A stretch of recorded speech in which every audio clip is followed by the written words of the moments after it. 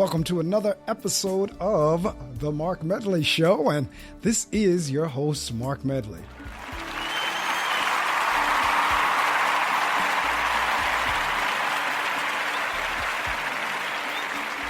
Thank you. Always an absolute pleasure to share with you, and actually I haven't had an opportunity to share with you lately, and many times, as I've shared with many of you, a lot of times the thoughts or the impetus or the origination of my episodes will be based on conversations that I've had with folks. And that is definitely the case for today. I was having a conversation with a very good friend of mine, and we were talking about different and various situations and how, for lack of a better term, they are what they are, but it's a sad reality. And as I was talking to her, I said, you know what? That's going to be the title of my next podcast, Sad Reality. Because the truth of the matter is, as we look around and we see and we experience everything that's going on around us, we are in a sad reality. Now, that's not to say there is not any hope. That's not what this post is about. This post, or shall I say, this episode is not about us not having hope. But the truth of the matter is, we are surrounded by a sad reality. So I know you're saying, Mark, what are you talking about? What do you mean by a sad reality? Well, I'll tell you what, let's look at a few different things that's, truth be told, a sad reality. We have relationships that are in turmoil, marriages that are falling apart or have disintegrated, or that has dissolved, or for all kinds of strange reasons that I honestly believe, being cooped up in the house with COVID and having to be isolated, fed into all of these crazy relationship issues that we're having. Domestic violence is at an all-time high since COVID came into play. Separations and divorces have constantly escalated during the time of COVID. You have children lying on parents and parents lying on children and all kinds of crazy things going on that is right now, unfortunately, our sad reality. You have children killing their parents. You have grandchildren killing their grandparents. You have grandparents killing their grandchildren. We are in a sad reality, just constant turmoil all over. It seems like the world and society is just in a downward spiral that no matter where you turn and where you look, whether it's in our dress, whether it's in our behavior, whether it's in our language, whether it's in how we treat each other, whether it's in whatever, it seems like in every area that we are on a downward spiral. Think about some of the things that we're experiencing now that in our lifetimes we never thought we would get to that point and see. Case in point, something relatively simple. However, the fact of the matter is right now in most places in the country, certainly here in my home state of New Jersey, when you go to the store, you have to bring your own bag. Now, I remember back in the day when you went to a club or a bar and they said BYOBB, bring your own brown bag. But right now, you can go to a store and they may just have a sign up that says bring your own bag. They don't care what color it is and what size it is, just as long as you bring your own bag, because you will not be getting a bag once you get inside of the store. Now think about that. You're actually coming out of a store with loose items in a cart. If you don't bring a bag into the store, you roll your items out in the cart loose. Now, what I started seeing was now they have somebody, I guess, that used to work the cash register. Now they stand at the door and they're for damage control, breakage control. I forget what they call themselves. In other words, to make sure nobody's shoplifting anything, because that's the question that came to my mind. If everybody can walk around with either their own bag or walk out with loose items, how do you control what's being shoplifted? Because I went into the store the other day and I had, only had to pick up 3 items. So I took my little bag with me, and as I went through to pick up my coffee creamer and to pick up my ice cream and the third item, I forget what it was at the time, I just put those in the bag that I had in my hand. And what came across my mind was, what is stopping me from walking out this store right now like any other customer? Now, my guess is some type of an alarm or beeper or something would go up as I went through the door, but who knows?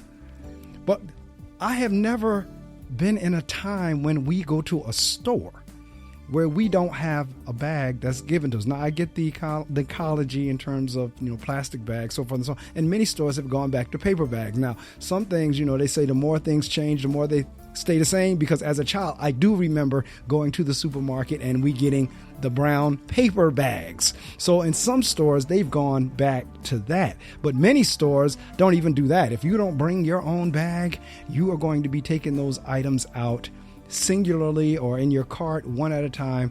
And so in many cases, I will go in the store and I forget about the bag policy and I'll leave my bags in the trunk, which means, depending on what store I'm in, I may just tell the cashier, you know what, I'll take the little green basket out and I promise I'm going to return it back to you. So rather than me having to try to take all these little singular items in my hand, I'll just leave them in the little green shopping cart and return the cart.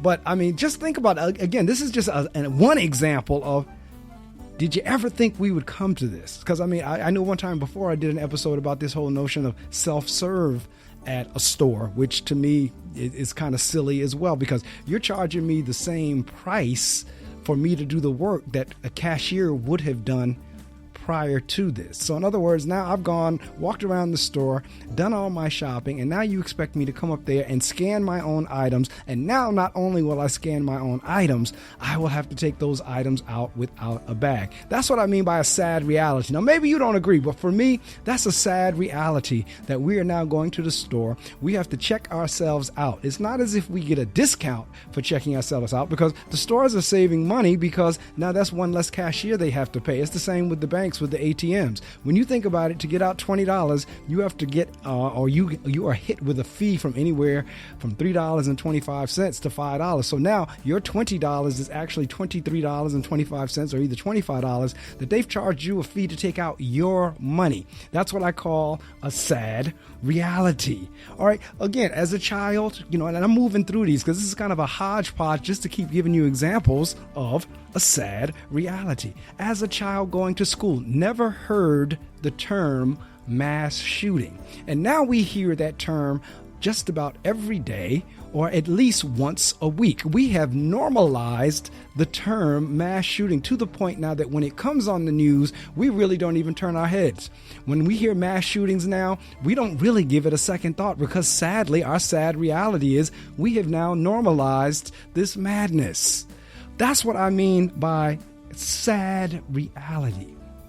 Because of COVID, and a lot of it I do pin on COVID. I do blame and pin a lot of marital difficulties on COVID. I do pin a lot of mental illness related to COVID. I believe COVID exacerbated mental illness or underlying mental illnesses that might have been there. I think the whole COVID experience exacerbated that.